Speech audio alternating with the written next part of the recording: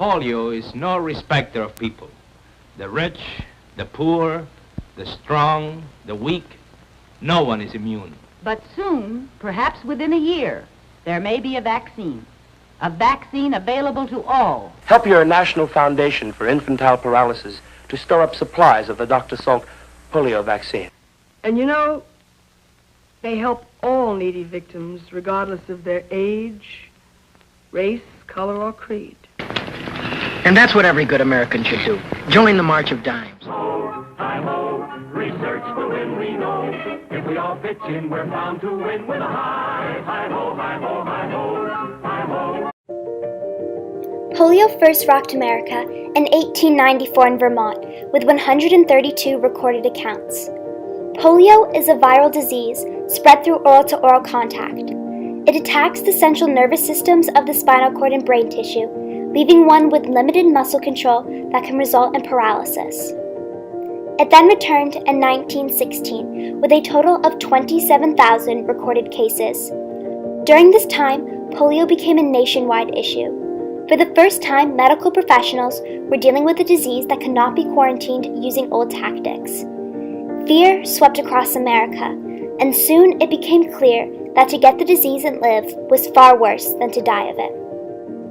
Among these polio cases was President Franklin D. Roosevelt.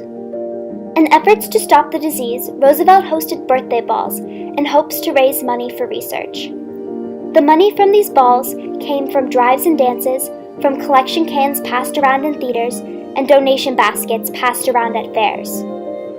In 1938, due to the fact that he could no longer walk again, the National Foundation for Infantile Paralysis was founded in Roosevelt's name. With help from Basil O'Connor, FDR established the March of Dimes campaign to uncover the cure for polio and help those fighting no matter their social status. The March of Dimes campaign was able to create a community that banded together to fight off polio. These actions were able to fund the polio vaccine, as well as increase a new philanthropic society. In order to receive donations, the March of Dimes developed new strategies for fundraising. The campaign began with newsreels that played at movie theaters, called the March of Time. While these played, women would walk the aisles collecting donations. Their service in the theaters was necessary because the ushers before had enlisted in the war. Women played a crucial role in the March of Dimes fundraising efforts. During this time, the campaign created the Mother's March. On an assigned day, women in a community would walk their streets collecting donations. People would turn their porch lights on to indicate that they wanted to donate. The idea of the Mother's March brought women together and formed a new community. Although many of these women lived miles apart, they were all fighting together to combat polio. The Mile o' Dimes was another fundraising strategy. This approach brought people together in order to raise 90,000 dimes, which equaled 1 mile. Pamphlets were also used to express a dire need for donations. Statistics made the need for money seem more urgent and real. The tone of voice in these pamphlets also showed eagerness by using phrases such as "funds have hit rock bottom." The pamphlets also used catchy slogans like "every dime, every dollar" that made the cause more memorable for donators. The children portrayed in these ads, as well as others, faced great adversity. Polio caused many of them not to be able to participate in regular activities such as learning to ride a bike and attending school. The use of children was a purely marketable propaganda meant to further insist that polio must be stopped. However, it stigmatized many of the children and placed them in a category of polio victims when they were so much more than that. The March of Dimes used a new approach for targeting their market. They began to view potential as undifferentiated. By perceiving everybody as the same, they created the heavy user aspect. This approach for gaining new funds provided a new relationship with donors. It established a new community where those receiving their mail felt a personal connection with the campaign. Their market mostly went out to parents, but they were truly targeting young couples with either no children or very young ones. These were the people who were least affected by the disease, so their donations were essential. Many times, the themes in their advertisements were geared towards emotional fear. They provided statistics and slogans that emphasized the need for donations to be able to stop polio. In order to gain these funds, the campaign used a top-of-the-mind awareness that went into marketing techniques and philosophy that can be applied to ideas and social causes. There are many different branches of the March of Dimes campaign that the donations went towards. In order to care for patients, much of the donations were given to rehabilitation centers, universities, and research labs. Before these donations, many victims were sent off to the home for incurables, where there was no hope.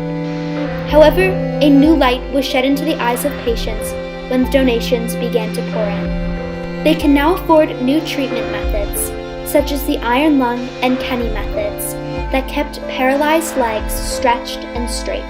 The campaign also provided $2 million towards education. This grant went towards setting up neighborhood care groups that helped to buy equipment and recruit for positions in hospitals. Neighborhood care groups created an association of people who were able to fight together in order to combat polio. In addition to these groups, money also went into producing papers, magazines, and leaflets that helped to broaden the public's knowledge on warning signs and how to deal with polio.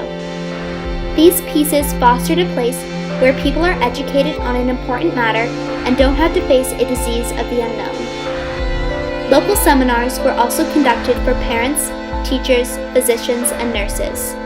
With a growing increase of polio diagnoses, physicians and nurses would be able to treat patients from their education provided by the foundation. This education was able to bring millions of Americans into partnership with scientists and physicians working together towards the conquest of disease and disability. In 1952, Dr. Jonas Salk and his team began tests on the first ever effective polio vaccine with help from donations raised by March of Dimes. By April 12, 1955, the Salk vaccine was declared safe for widespread use.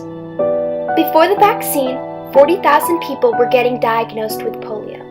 However, after the vaccine, polio had dropped 99% in 1979 and was almost eliminated from America. After the widespread of the polio vaccine, 200,000 people were needed to distribute vaccine supplies. In hopes to gain citizens' efforts, in 1956, President Truman declared polio a direct threat to America. At a conference, he announced, "The fight against infantile paralysis cannot be a local war. It must be nationwide. It must be total war in every city, town, and village throughout the land. For only with a united front can we ever hope to win any war." This statement further insisted that polio was something that could not be fought alone because it demanded everybody come to the battlefront. Since the invention of the polio vaccine, a spark in fundraising campaigns began. There began an increased awareness for the disabled all around the country. People were beginning to accept those disabled in their community and started advocating for them. Survivors also joined in on the cause and started movements for disability rights. Their tactics were similar to the March of Dimes due to their fundraising strategies. They fought towards disability rehabilitation therapy as they neared the end of their polio treatment. The spark brought by the polio epidemic was able to revolutionize philanthropy into the modern-day world. For years, parents lived in fear that a summer cold may lead to death or permanent paralysis, common among polio victims. It was a time where many citizens left their home without a proper education on the matter of polio. However, a new hope arrived with the establishment of the National Foundation for Infantile Paralysis March of Dimes. It then went on to start an awareness for the disabled community. This spark went on to establish other campaigns against birth defects and disease among children using techniques from March of Dimes. For their extensive work, the campaign is credited for their public understanding of polio, to the care of its victims, and to the victory. The campaign was able to band people together and form a nationwide community for the war against polio. Their perseverance during this time was able to fund the polio vaccine and revolutionize a world of philanthropy used today.